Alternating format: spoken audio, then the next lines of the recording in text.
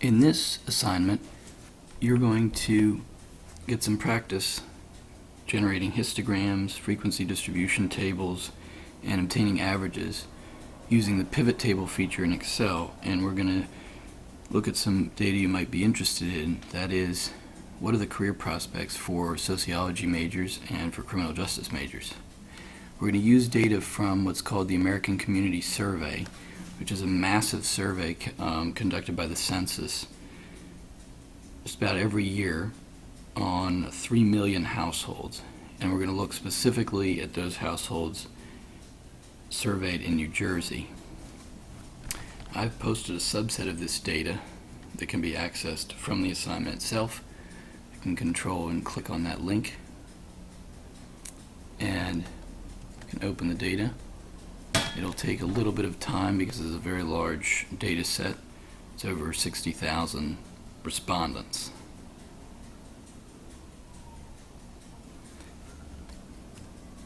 You can open an Excel, and the first thing you really want to do is to save it, like with all of your Excel files.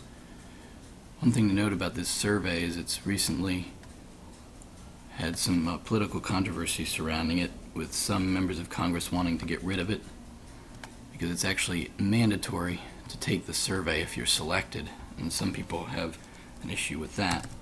I'm going to label this 06, save it to the desktop. Now in this data set that I've subsetted here, there are 14 variables. We have age, gender, race, educational attainment. This is the college major for people who went to college, whether the person was employed last year, their occupation if they were employed, whether they were self-employed, the number of weeks they worked, and then at the very end we have their total income and the wage and salary income. Total income includes income from investments, wage and salaries from working.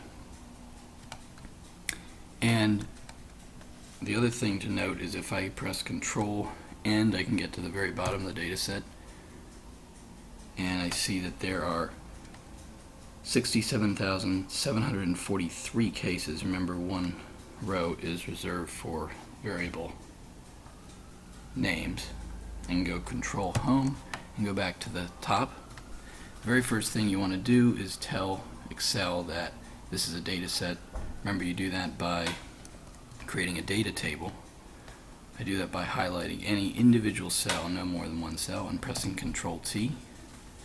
Excel will ask you whether you want to create a table. I say OK. It creates this table, and you should see table tools at the top here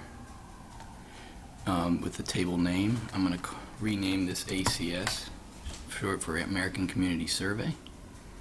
And again, this is a representative data set, a nationally representative data set of U.S. households, and it's quite a lot of people. So, most surveys are not going to give us enough people to look specifically at people who majored in particular things, but this data set's unusually large and detailed and allows us to do that.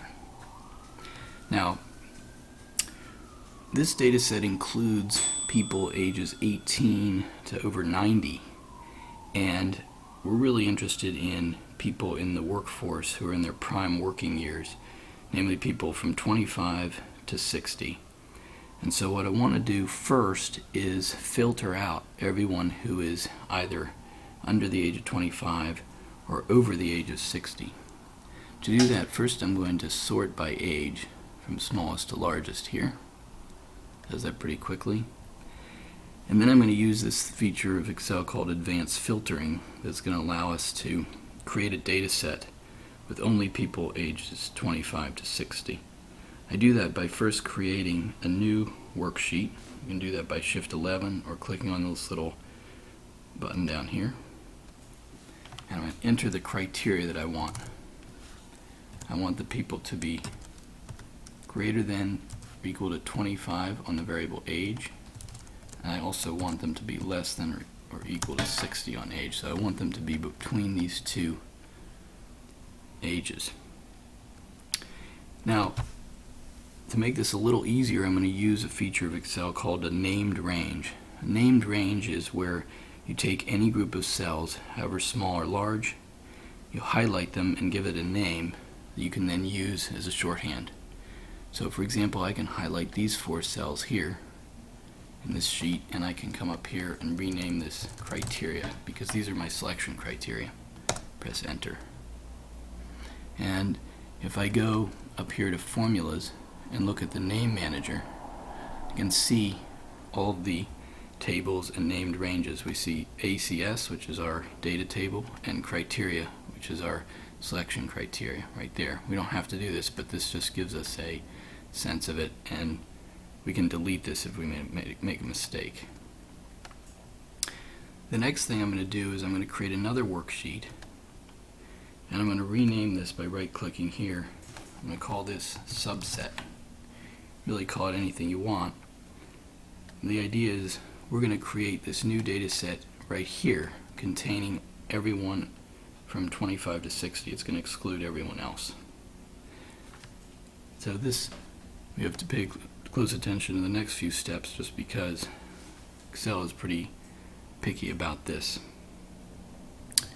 If I want to use the advanced filtering function, I go to Data, and then next to Filter I see something called Advanced.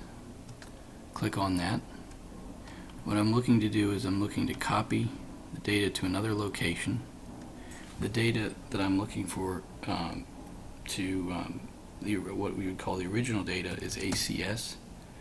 I'm going to put this bracket hatch all, because I want to get all of that data from ACS. Then the criteria range, whatever is in there right now, you want to just press delete and just hold the delete button down until it's gone. Criteria are within a named range called criteria, so I can type that in right there. So what we're asking Excel to do is subset the data that's in ACS, do it with the criteria range here, and now we just have to give it a place to copy it.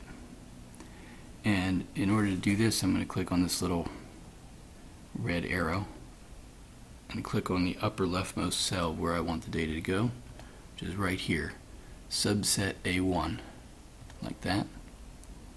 And then when I press OK, now Excel dumps all the cases for people who are 25 to 60 in this new worksheet called subset. And this is the data we're going to be working with, because when we're interested in salaries, we're really interested in people in their prime working years. So when I'm done doing this, I can then delete the original data by clicking on this sheet, right-clicking, and press delete. I can delete, and I can also actually delete this criteria sheet. Doesn't really matter, but I'm going to get rid of that. And now I'm left with the data that I'm actually going to use. And now what I'm going to do is rename this. I'm going to create a data table for these data by pressing Control T. Click OK, and I can call this subset or anything that I want. And now with that, we're ready to move on to the next step in the next video.